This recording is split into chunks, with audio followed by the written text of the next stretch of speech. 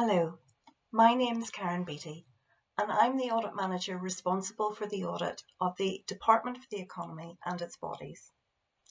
This is a report on the design and administration of the Northern Ireland Small Business Support Grant Scheme, often referred to as the 10K scheme. The report was produced to provide information on the economic and political context in which the scheme was conceived and delivered, how key decisions were taken at the early stages of its development, and the extent to which lessons can and have been learnt and applied to later schemes. The scheme was announced on the 18th of March 2020 by the First Minister and Deputy First Minister as part of the Executive's response to the emerging pandemic. It was launched only 8 days later to provide grants of £10,000 to help with unavoidable costs for small businesses due to the significant strain the pandemic was having on them. The scheme was launched and delivered jointly by the Department for the Economy and Land and Property Services, which is part of the Department of Finance. The Department for the Economy took on responsibility for the scheme, whilst Land and Property Services administered it and Invest and I accounted for the costs of the scheme. With the agreement of the Executive, automatic payments were made to almost 11,000 businesses without them having to apply for it or accept any terms of the scheme.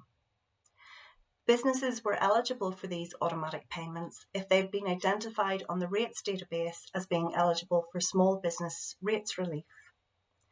From the 26th of March 2020, remaining small businesses seeking the grant could then apply through an online portal. This was the first of a number of schemes launched to support Northern Ireland businesses during the COVID-19 crisis. Within days of being instructed to work from home, staff involved in planning and implementing the scheme faced challenges because they didn't have access at the time to online collaboration tools such as Zoom or Teams that are part and parcel of normal working life now. But that was the time when they needed to collaborate the most. The long hours they worked resulted in payments being issued only 8 days after the scheme was announced. The Department for the Economy's Permanent Secretary was coming under increasing pressure from ministers to get this support out as quickly as possible. This, however, had implications for the time available to clarify roles and responsibilities and to define the eligibility criteria in line with normal procedures. It also had implications for evidencing whether value for money would be provided and for evidencing that there was adequate protection of public funds from fraud or error. In total, just under £245 million was paid out under the scheme, and the vast majority of this was paid between March and July 2020. A significant proportion was paid before roles and responsibilities and queries over eligibility criteria were finalised. One of the other implications of designing and launching the scheme at such a pace was that eligibility criteria wasn't developed taking account of the pandemic potentially impacting on some business types differently from others. This meant that payments may have been made to businesses who hadn't suffered serious financial pressures because of the pandemic.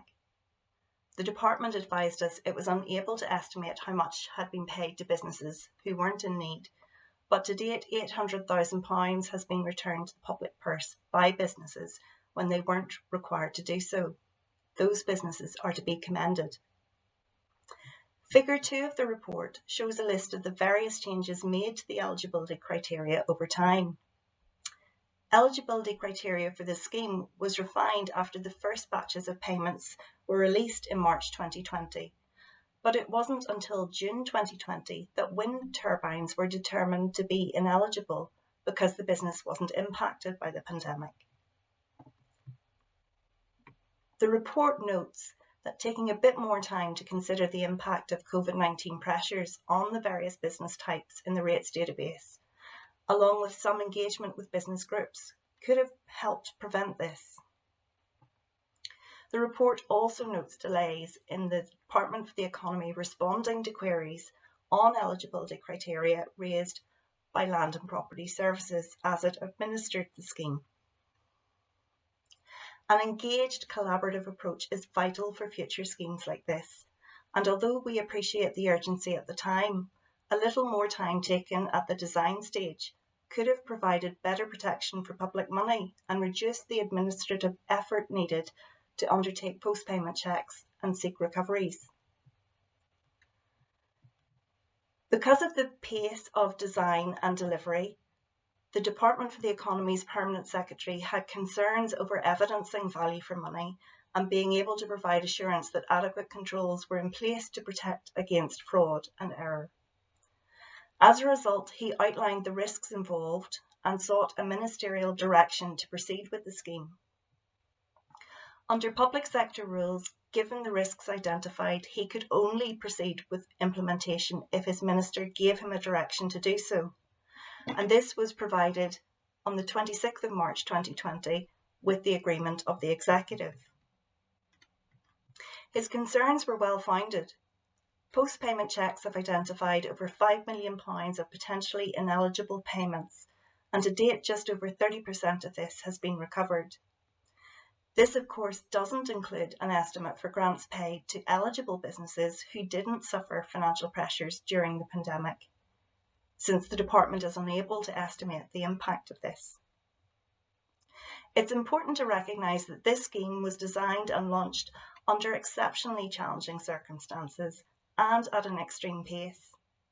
From the first announcement on the 18th of March 2020 to the first payment on the 26th of March 2020. The departments and agencies involved were clearly focused on getting urgent support to businesses, and great efforts have been made to deliver this. Nonetheless, it's important that the lessons identified in this report are learnt and taken on board. A full copy of the report is available on the Northern Ireland Audit Office website.